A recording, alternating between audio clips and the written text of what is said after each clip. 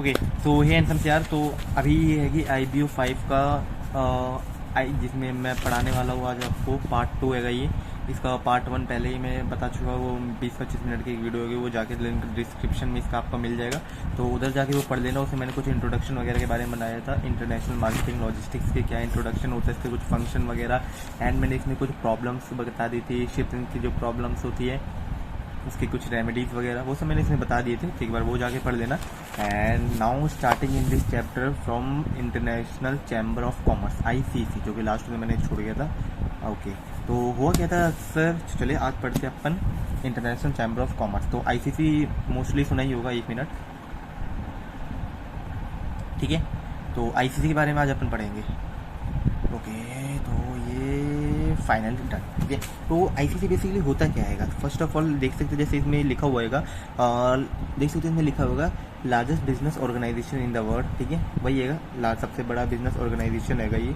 और इसमें लगभग 45 मिलियन मेंबर हैं कंपनी के, एंड 100 कंट्रीज से ज़्यादा, ठीक है, सबसे बड़ा ऑर्गेनाइजेशन है ये। इसका एम क्या है, इसका एम है aim to faster international trade and promote open market for goods and services and free flow of capital. इसका हम मेन मोटिव देखिए, मेन मकसद देखिए, एक जो ऑर्गेनाइजेशन का मकसद होता है कंपनी के लिए काम करना, तो वैसे इसके लिए इसका मकसद रहेगा एक ट्रेडिंग के, क्योंकि पूरा ओवरऑल एक ऑर्गेनाइजेशन ही है, तो इसका मेन मोटिव है, इसका एम है, इसका मकसद है कि इसका इंटरनेशनल जो ट्रेड होता है, इंटरनेशनल जो लॉजिस्टिक होते हैं, जो ट्रांसपोर्टेशन होते हैं, उसको आगे को बढ़ावा देना, उसमें कैपिटल्स लगाना, उसमें लोगों से, मतलब क्योंकि इसमें देख रहे हैं ना, जिसमें 100 कंट्रीज रहेंगे पहले से, इसमें कई सारे 45 मिलियन, यानी कि 4 करोड़ 50 लाख लगभग, ठीक है। तो इसका यही है मकसद है इसमें, तो प्रमोट ओपन मार्केट को प्रमोट करना है गुड्स के लिए, सर्विसेज के लिए, एंड कैपिटल का फ्लो वगैरह करवाना। कैपिटल फ्लो होता है कि लेन देन, वही सब, ठीक है। तो अब इसमें नेक्स्ट आता है ये इंटरनेशनल मार्केटिंग से कुछ पॉइंट्स आएंगे, मेन पॉइंट्स, मतलब कि आप इसको फंक्शन कुछ भी कह सकते हैं, फंक्शंस वगैरह। अगला आता है इसमें इस्टेब्लिशिंग रूल डिस्प्यूट रेजोल्यूशन, ठीक है, रूल्स बनाना एंड कुछ भी जो भी रूल्स को निगरानी वगैरह देखना की, ठीक है। पॉलिसी एडवोकेसी एंड ट्रेनिंग, एक बिजनेस के लिए सब करती है ये, जैसे मैंने हिंदी में भी लिखा हुआ है, ठीक है। एक बिजनेस की क्या आएगा ये, पॉलिसी एडवोकेसी एंड ट्रेनिंग।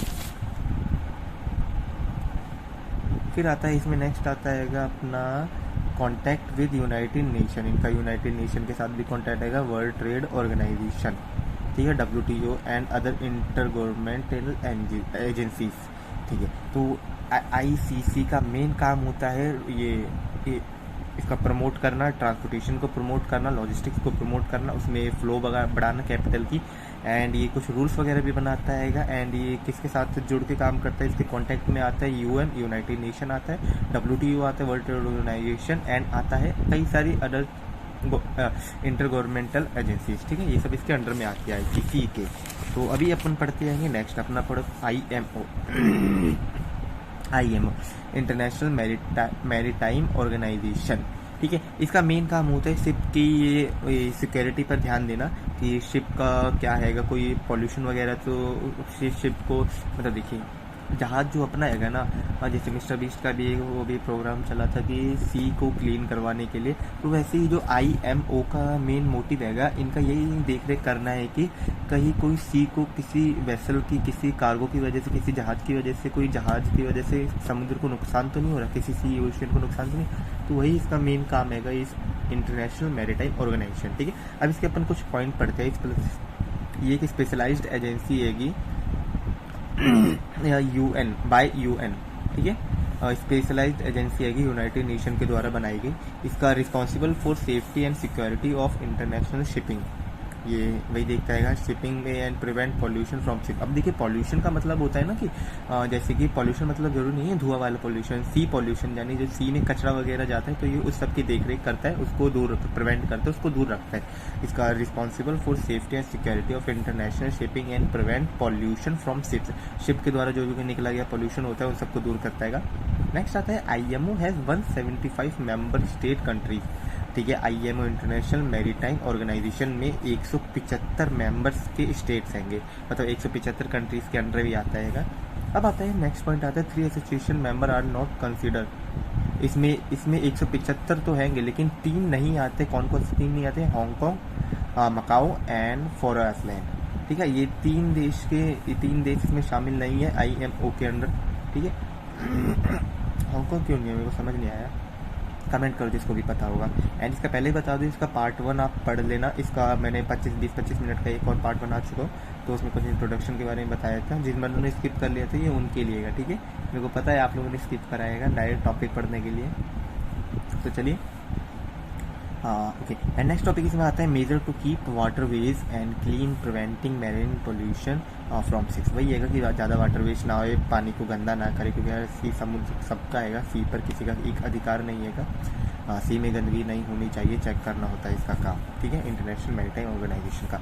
अभी हमारे इधर नेक्स्ट पॉइंट आता है IMO का एक स्लोगन है। हाँ, ये स्लोगन जरूर लिख कर आना जब भी ऐसे कुछ IMO international maritime organisation IMO का कोई भी क्वेश्चन आता है तो उसमें एक स्लोगन लिख कर आना, safe secure and efficient shipping on clean ocean.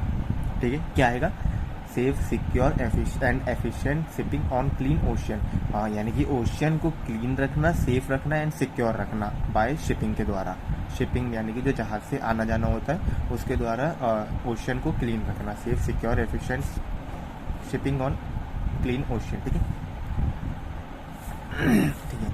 अभी हमारा कुछ अगला पॉइंट आता है steps involve in handling export order. तो चलिए अभी अपन इसको पढ़ते हैं।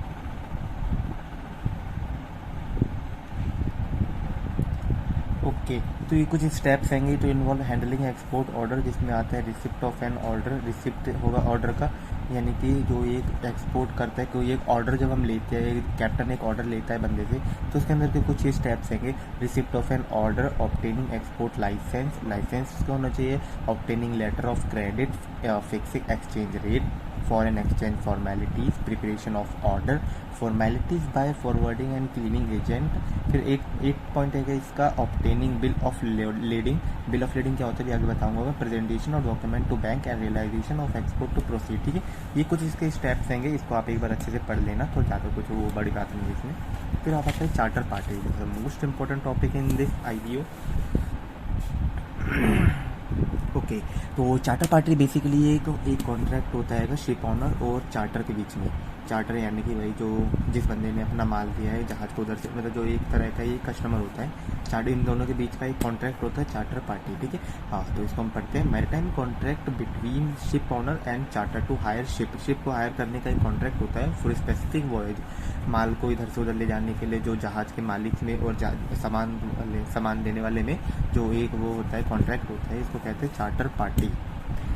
अब इस चार्टर पार्टी में होता क्या क्या है, सबसे पहले इसके कुछ क्लॉजेज होते हैं कि जो उसका डॉक्यूमेंट होता है इसमें क्या क्या रहता है, name, place, date and contact of parties and name and description of vessel. जहाज के बारे में कुछ जानकारी होती है, कार्गो का डिस्क्रिप्शन होता है, प्राइस वगैरह होते हैं उसमें, यही सब होता है। टैक्सेस रहते हैं, टैक्सेस एंड ड्यूटी की क्या क्या इसमें टैक्सेस लगेंगे।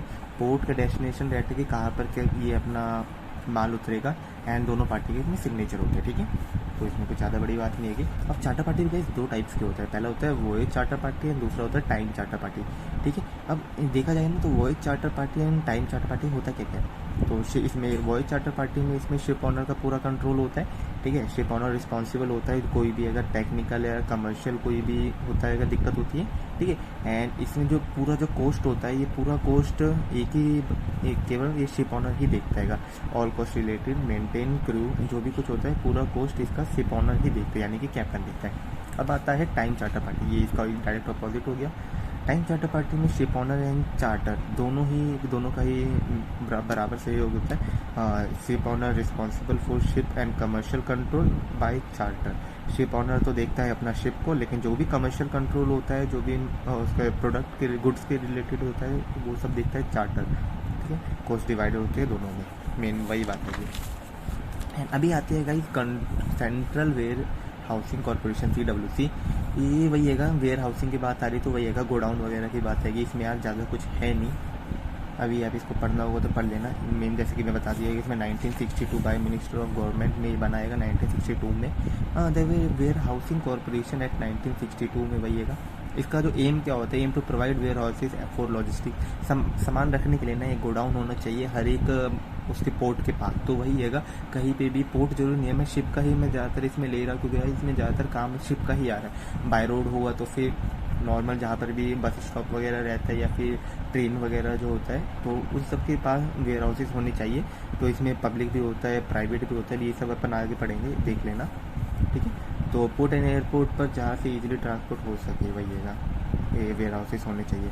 फंक्शन क्या होता है, फंक्शन होता है तो बिल्ड वेयर हाउसेज वही है या नॉर्मल सी बात है कि वेयर हाउसेज के बारे में कुछ भी अपन बना के लिख देंगे इसमें। अब आता है inland water transport. Inland water transport मतलब कि जो छोटी छोटी, देखिए नॉर्मल जो ट्रांसपोर्टेशन होती है कि जो बड़े बड़े समुद्रों में होती है, लेकिन जो छोटे छोटे जो नदी से इस पार से उस पार करते हैं ना, नदियों में, रिवर्स में, लेक्स में, कैनल्स में, कैनल्स छोटी सी होदी वगैरह होती है, बैक वाटर जो इन सब में जो होती है ना, जो कि ओशन में नहीं होती, not part of ocean or inland waterways. जो ये मतलब छोटी मोटी जगहों पर जो भी ट्रांसपोर्टेशन होती है ना, तो वो आता है इनलैंड वाटरवेज ट्रांसपोर्टेशन में, अंडर 50 टन ऑन कैपेसिटी। इसकी कैपेसिटी भी आएगी 50 टन की। अब आता है सेंट्रलाइजेशन, नहीं कंटेनराइजेशन, ठीक है, कंटेनराइजेशन। तो container shipping, container for import and export, वही है कि कंटेनर कैसा होना चाहिए। कंटेनर के बारे में कुछ बात करेंगे कि कंटेनर होना चाहिए जिसमें कि इम्पोर्ट एंड एक्सपोर्ट आसानी से हो जाए। इस कंटेनर की लाइफ हैगी 10 साल से 25 साल तक की, ठीक है। अब इसमें एक और पार्ट है, इसमें long distance use and protected goods. ये बहुत ही इंपॉर्टेंट पार्ट है कि हर एक तरह के सामान के लिए, हर एक तरह के गुड्स के लिए अलग अलग टाइप्स के कंटेनर्स होते हैं। जैसे कि कोई बंदा अगर दवाई वगैरह लेके जाए तो उसके रेफ्रिजरेटर वाले कंटेनर होते हैं। कोई अगर बड़ी मशीनरी वगैरह जाए तो उसके ओपन टाइप कंटेनर होते हैं, बारिश से बचाने के लिए भी कंटेनर कई तरह के होते हैं। तो इसमें कुछ टाइप्स ऑफ कंटेनर रहेंगे, dry storage container, flat rack container, open top container and open side storage container and refrigerator ISO container. नाम से पता चल रहा है कि किसमें क्या है। ओपन टॉप वाला ऊपर से खुला है, ड्राई स्टोरेज वाला सूखा सूखा आएगा, चारों तरफ से बंद रहेगा। सबकी कैपेसिटी वगैरह भी लिखी है, अच्छे से इसको पढ़ लेना गाइस। एक बार पता है जो सबका इसका स्क्रीनशॉट लेके आसानी से पढ़ लिया करिए। कुछ भी डाउट होता है तो मेरे को नीचे कमेंट कर देना, ठीक है। ये ओपन टॉप वाला, ओपन टॉप होता है जैसे कि टेम्पो होता है, टाटा ईस वाला टेम्पो होता है, टॉप खुला रहता है। एंड जो भी मेडिसिन वगैरह, फ्लूट वगैरह का सामान होता है वो रेफ्रिजरेटर वाले में जाता है, refrigerator container. Open side storage container, ये साइड से ओपन होते हैं, नाम से पता चल जाएगा। फ्लैट रैक नॉर्मल एक पत्ती सी रहती है कि फ्लैट होता है बिल्कुल उस टाइप का। तो अभी अपन आते हैं नेक्स्ट पे। तो okay, documentation required in export logistic. हमें एक एक्सपोर्ट लॉजिस्टिक्स में एक में क्या क्या हमको डॉक्यूमेंटेशन चाहिए, तो वो भी अपन पढ़ेंगे। सबसे पहले आता है air bill and a document in international trade that proves good is ready to be shipped. Okay, documentation क्या क्या हमको चाहिए एक्सपोर्ट लॉजिस्टिक में। सबसे पहले आता है एयर बिल, यानी कि एक वो डॉक्यूमेंट जिसमें कि वो ये डॉक्यूमेंट बता रहा हो कि जो भी हमारा गुड्स हैगा जाने के लिए वो अच्छे से रेडी हैगा, वो अब आने जाने ले जाने के लिए सही हैगा। तो ready to be shipped by air, ठीक है, एयर बिल। अब सेकंड आता है सर्टिफिकेट ऑफ ओरिजिन। ये भी अगर कंट्री डायरेक्ट मैन्युफैक्चर, जो भी कंट्री उस गुड को मैन्युफैक्चर कर रही है वो इसको एक डॉक्यूमेंट रिलीज करती है कि जिसमें गुड्स की जानकारी होती है, एड्रेस होता है कि कहाँ पर पहुँचाना है, एक्सपोर्टर किसके पास पहुँचाना है, वो सब उसके गुड्स का डिस्क्रिप्शन वगैरह रहता है। तो वो होता है सर्टिफिकेट ऑफ ओरिजिन, जो कि मैन्युफैक्चरर गुड्स देने वाला ही बनाता है, कैप्टन नहीं बनाता है कोई, ना ही पायलट, ठीक है। अब आता है बिल ऑफ लेडिंग, जैसा भी पिछले हमने पढ़ा था बिल ऑफ लेडिंग में। तो वही वाली बात है कि अभी बिल ऑफ लीडिंग क्या होता है। A proof of the consignment has been shipped from one location to another, ठीक है। एक बहुत ही इंपॉर्टेंट डॉक्यूमेंट होता है बिल ऑफ लीडिंग, जो कि एक प्रूफ होता है, एक कंसाइनमेंट होता है कि वो माल अपना इधर से उधर पहुंच चुका है, ये उसका एक होता है। मतलब जैसे कि इधर से माल निकल गया तो इधर से मैन्युफैक्चरर एक चीज़ देगा, एंड उधर पहुंच गया तो उसके उधर से भी एक इसको डॉक्यूमेंट होता है, एक बहुत इंपॉर्टेंट कि हाँ भाई हमारा माल अब उधर पहुंच चुका है, तुमने जो हमको हमारे पास माल सौंपा था वो अब पहुंच चुका है अपने लोकेशन पे, ठीक है।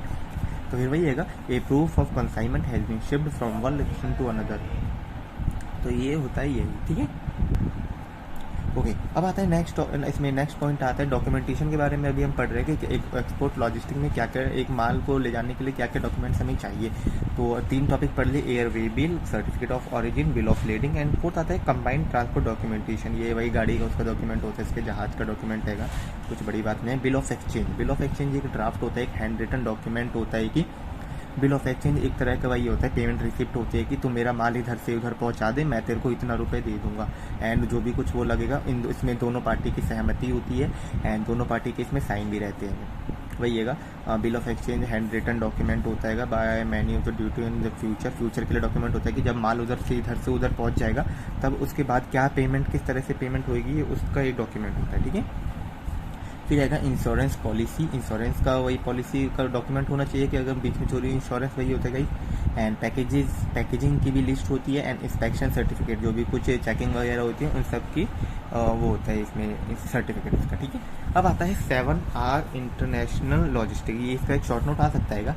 7R क्या क्या होता है? 7R में गई जो भी एक लॉजिस्टिक, जो भी ट्रेडिंग होती है माल इंडिया से पोलैंड पहुंचाने के लिए, इसके अंदर 7R क्या क्या है। सबसे पहले कि जो इंडिया से निकल के जो माल उधर पहुंच रहा है वो एक राइट प्रोडक्ट होना चाहिए। जैसे इधर से मैंने तरबूज भेजा तो उधर भी तरबूज ही होना चाहिए, उधर जाके वो संतरे नहीं होने चाहिए, ये कि बीच में घपला वपला ना हो कुछ भी, ठीक है। राइट कस्टमर के पास पहुंचना चाहिए, जिसके जो कस्टमर उधर रहेगा उसी के पास पहुंचना चाहिए। राइट टाइम पर पहुंचना चाहिए, बहुत ही ज़्यादा इंपॉर्टेंट है कि आज भेजा तो ये नहीं कि 1 साल बाद जाके उधर वो पहुंचे, राइट टाइम भी जरूर देगा। फिर आता है इसमें right place, right condition, right quantity and right cost. Product सही पहुंचना चाहिए, सही कस्टमर के पास सही समय पर पहुंचना चाहिए, सही और प्लेस पे भी पहुंचना चाहिए, वही है, ठीक है। और सही कंडीशन में पहुंचना चाहिए, ऐसा नहीं कि तरबूज में सड़ जाए। क्वांटिटी भी सही, जैसे कि 10 किलो भेजा तो 10 ही किलो होना चाहिए। वैसे तो मैं एक एग्जांपल ले रहा हूँ, 10 किलो, वैसे तो क्विंटलों में जाता है माल। वैसे तरबूज तो जाते ही नहीं है यार, स्टॉक्स में गुड्स वगैरह जाते हैं, आईफोन्स वगैरह जाते हैं, ऐसे नहीं कि 100 आईफोन में से एक आईफोन सटका ले बंदा टपा ले। तो अब आता है बिल ऑफ लीडिंग और चार्टर पार्टी, दोनों में क्या डिफरेंस होता है? इस बिल ऑफ लीडिंग अभी अपने पढ़ा ना कि बिल ऑफ लीडिंग क्या होता है, एक प्रूफ होता है जो कि ये दिखाता है कि अपना माल शिफ्ट हो चुका है from one location to other, ठीक है। ये है बिल ऑफ लीडिंग, ये प्रूफ कंसाइनमेंट तो वही है। इधर चार्टर पार्टी वही होता है कि ये दोनों के बीच का एक डॉक्यूमेंट, ये भी एक डॉक्यूमेंट है, ये भी एक डॉक्यूमेंट है। तो अब इन दोनों में डिफरेंस की बात करते हैं। Receipt of goods on ship, ये एक माल की रसीद होती है और चार्टर पार्टी एक हायरिंग करने का एक डॉक्यूमेंट होता है। बिल ऑफ लीडिंग होता है कि हाँ भाई एक माल के जो भी स्टॉक है उसका एक वो डॉक्यूमेंट होता है, लेकिन ये हायरिंग का डॉक्यूमेंट होता है कि हाँ मैंने तेरे को माल दिया है, अब तू मेरा माल को उधर ले जाके पहुंचा दे, तो ये उसका डॉक्यूमेंट होता है, ठीक है। अभी बात आती है कि इसमें ट्रांसपोर्टेशन डॉक्यूमेंट, ट्रांसफरेबल डॉक्यूमेंट, यानी कि ये इधर से उधर होता है लेकिन ये नॉन ट्रांसफरेबल, ये एक ही बंदे के पास पड़ा रहता है अपना अपना। अभी आता है लोन कैन बी रेज्ड, इस पे अपन रिसिप्ट होती है ना, क्योंकि हमारे पास गुड्स की स्टॉक की है तो हम इस पे loan can be raised, loan आ सकता है इस पे, लेकिन ये तो कोई वो वैसी वाली चीज़ नहीं है, इस पे कोई लोन वगैरह नहीं आ सकता, ये हायरिंग के बस एक वो है डॉक्यूमेंट, ठीक है। अब आता है bill of lading. Bill of leading loading किया जाने वाला माल का डॉक्यूमेंट है, ये जो भी हमने शिप में अपना माल लोड किया है उसका एक डॉक्यूमेंट है, जिसमें सारी माल की जानकारी होती है कि माल किस टाइप का आएगा, क्या डिस्क्रिप्शन आएगा उसका, वही सब है, ड्रामा वगैरह। इसको आप कुछ ये पॉइंट्स पढ़ लेना, जिसकी ट्रांसपोर्टेशन इसको ट्रांसपोर्टेशन कंपनी इशू करती है कि receipt can be shipped product, date of shipping, उसके अंदर क्या क्या बिल ऑफ लीडिंग में डॉक्यूमेंट रहते हैं वो सब इसमें बता रखा है, ठीक है। ओके अभी जल्दी जल्दी मैं थोड़ा सा बताने की कोशिश कर रहा हूँ क्योंकि क्या टाइम नहीं है अपने पास, पेपर बहुत ही जल्दी आने वाला, आज 24 या 27 कोई पेपर आ जाएगा मेरा। तो ओके अब आता है स्ट्रेटेजिक लॉजिस्टिक प्लानिंग की बात है कि अभी इसको अगर हम छुपा दें तो नॉर्मल क्या आ रहा है प्लानिंग, एंड प्लानिंग का तो पूरा एक चैप्टर था 11th या 12th में भी, एंड मेरा अभी लास्ट बीकॉम में भी आया था।